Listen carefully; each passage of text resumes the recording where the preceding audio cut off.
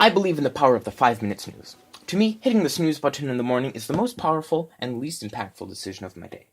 The satisfying slam of my fist on my Lego Joker's head opens up a million possibilities for my morning, just as choosing not to hit it opens up a million more. Every day, though, you must choose one path to follow, and it was this particular Thursday morning when I made my choice.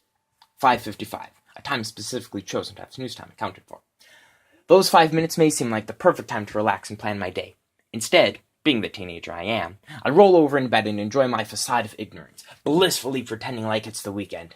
Every time I do, I hope the world will slow down, that I made a mistake in my date keeping, that school is finally over, and I can sleep in for the rest of the day.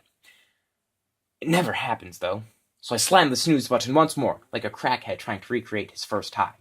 It's normally halfway through the second snooze I realize what time it is. I run through my head what I have to do. Lunch, 5 minutes, dress, 5 minutes, fix my god-awful bedhead. But I need some otherworldly help for that one.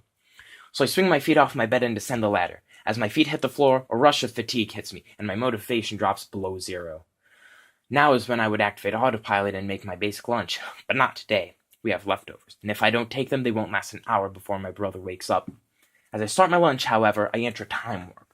I complete a dozen menial tasks, warming up my thermos, filling little plastic bags, and the like, none of which are particularly time-consuming. It isn't until I take a glance at the microwave clock that I realize my error.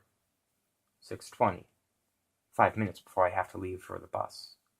Suddenly, all that energy I lost in the morning comes back to me and multiplied by 1,000. Shove everything into my lunchbox. Who cares if the pretzels get crushed? Leave the kitchen a mess. My dad can chew me out after school. It's go time. The clock is ticking. I grab the first 3 things I can find in my dresser. Quicker than Trump can write a tweet, I'm changed and in the bathroom. Comb my hair, or really just douse it in water and let it dry on the bus. Socks on, shoes tied. Dad, goodbye. I don't even have time to hug my dog before I blast out of the house and race to the bus stop. None of this has to happen, though. But it was my choice, that first 5 minutes of my day, which caused all this chaos. Those last 5 minutes of getting ready made me go into a frenzy like I waited last minute to do a writing prompt for language arts.